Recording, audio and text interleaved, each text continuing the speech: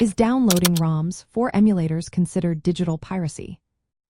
Have you ever wondered if downloading ROMs for emulators is a legal gray area or outright digital piracy? Let's break it down.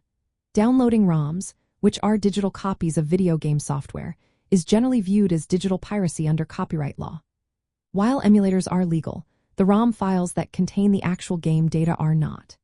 If you obtain a ROM without owning the original game, you are violating copyright, similar to downloading movies or music without permission.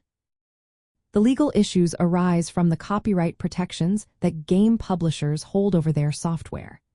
If you download a ROM from the internet without having the physical game, you infringe on the rights of the copyright holder. Even if you own the original cartridge or disc, downloading a ROM made by someone else is still considered copyright infringement.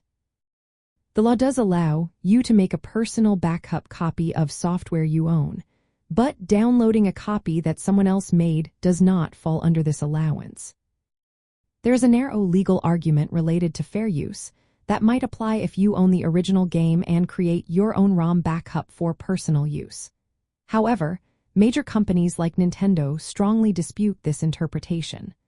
Courts have not definitively ruled in favor of this defense. Moreover, distributing ROMs or downloading them from unauthorized sources remains illegal, regardless of ownership. From the perspective of crime films, this situation reflects classic themes of intellectual property theft and underground markets.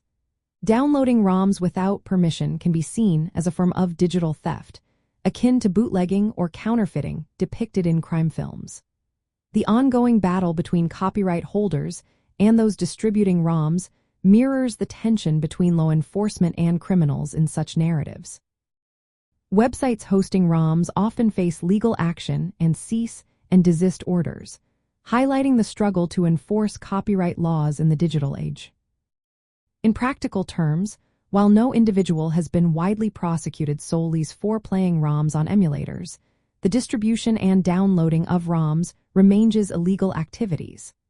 The risk is higher for those who share ROMs publicly or run websites that facilitate piracy.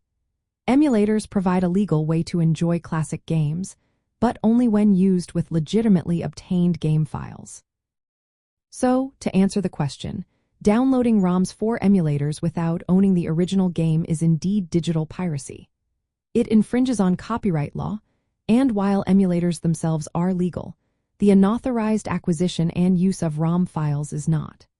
This issue fits well into the crime movie context as a modern form of intellectual property crime, involving covert operations and legal battles reminiscent of classic crime stories.